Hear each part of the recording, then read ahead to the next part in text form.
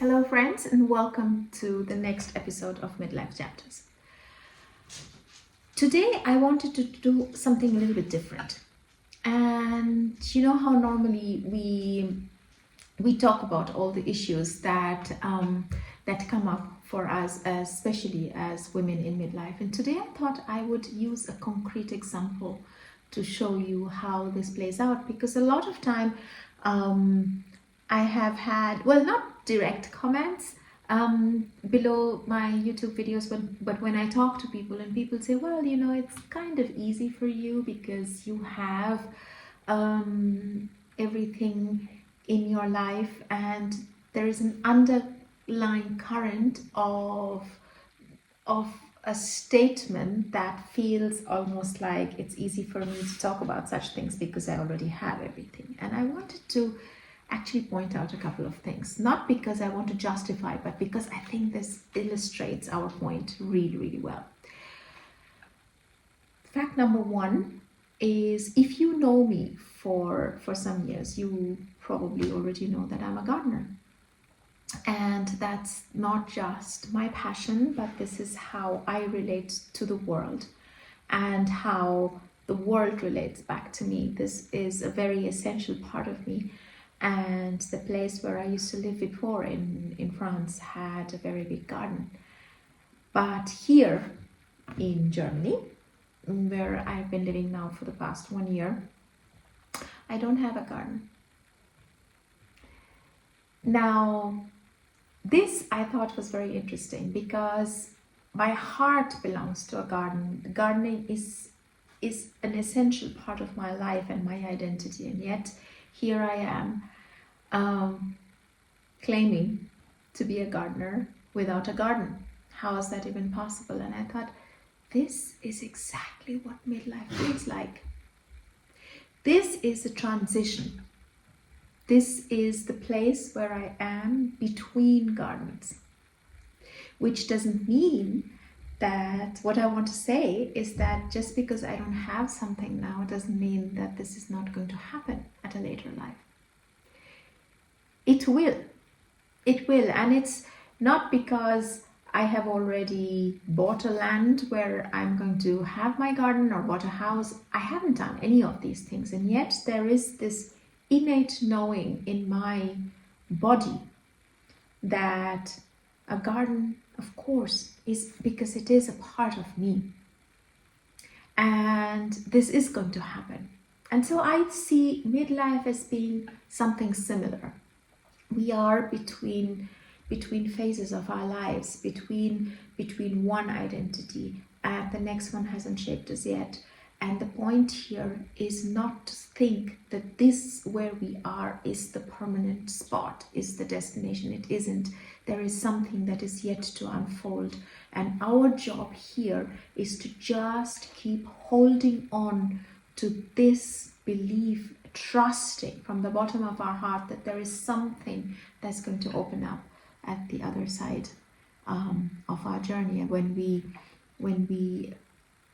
we have traversed through some part of this midlife. But the point is that what do we do while we are in this in-between stage, right? And this is what this conversation is about. And I thought today I might talk to you a little bit about lessons that I have learned from the garden, what the garden has taught me, and something that we can apply, and that I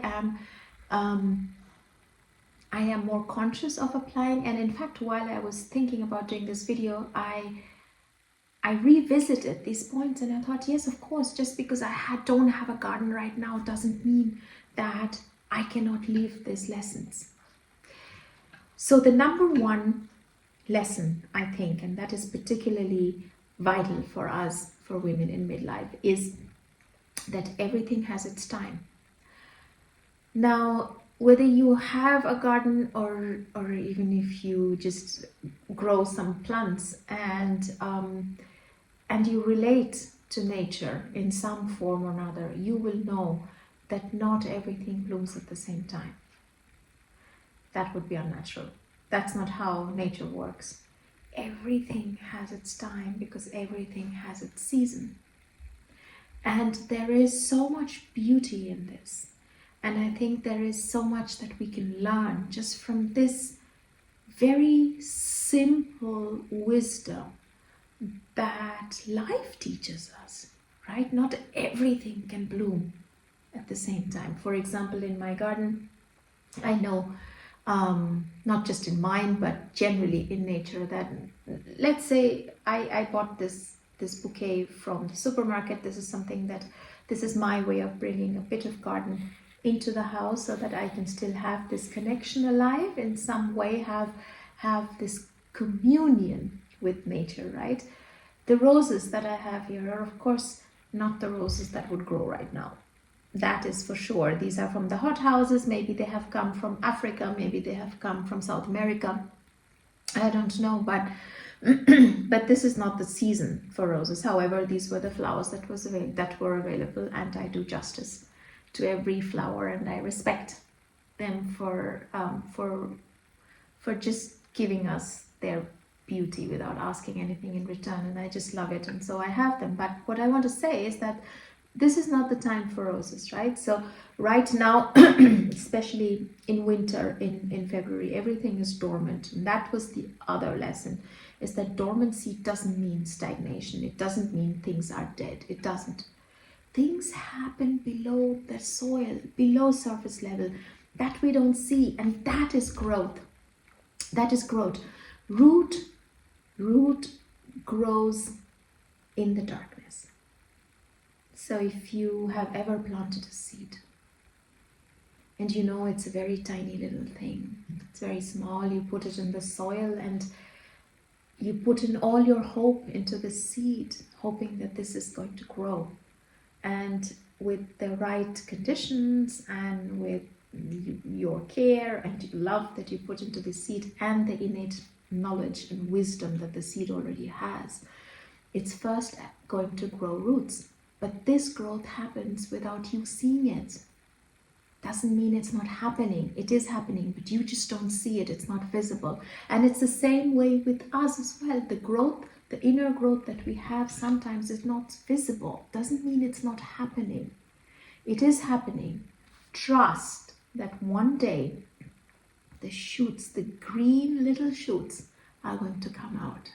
And that's when the growth that has happened below becomes visible outside. That's the the second lesson. Sorry, it seems like getting a little emotional talking about the garden. This is a very a topic that's very, very close to my heart. The third thing, and I think this was probably the most difficult thing for me to learn, is to learn to let things be.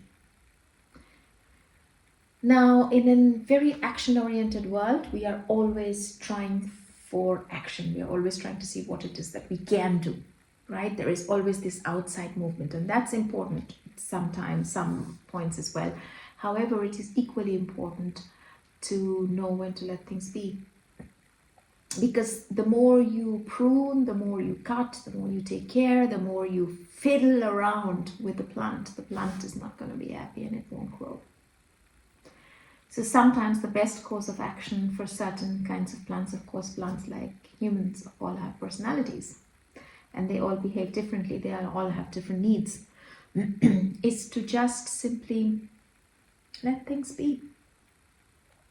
And what a wonderful lesson that is for us to learn in midlife as well, is just to let some things be. Don't handle it too much. Don't overanalyze. Don't overthink. Don't put too much of your attention to it. Don't try to make it something, but just let it be. It's a hard lesson. It's a hard lesson to learn, and yet it's always the practice, right? We are not trying to be perfect at something. That's not what this journey is about. It is about making this one step, learning something, adjusting our path, adjusting our thoughts, pivoting if need be, and then making the next step, and then learning again, pivoting again. It's a dance. It's a constant dance. It's not about nailing something right away. It's not about being perfect. It is this imperfect choreography that makes life just so beautiful. And I think if we can let ourselves also trust the process, and that's the fourth lesson that I learned, is if you can just learn to trust,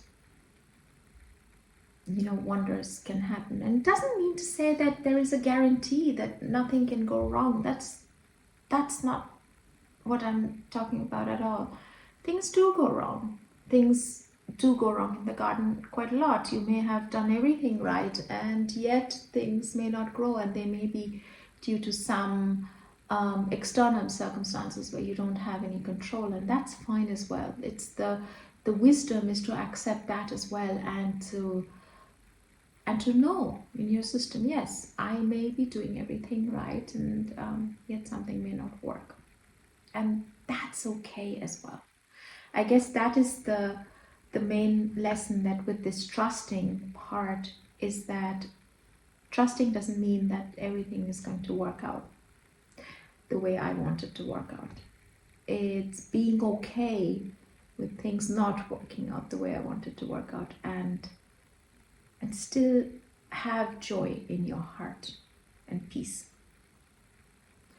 Like I always say, and I'm going to repeat it again, peace has to be non-negotiable.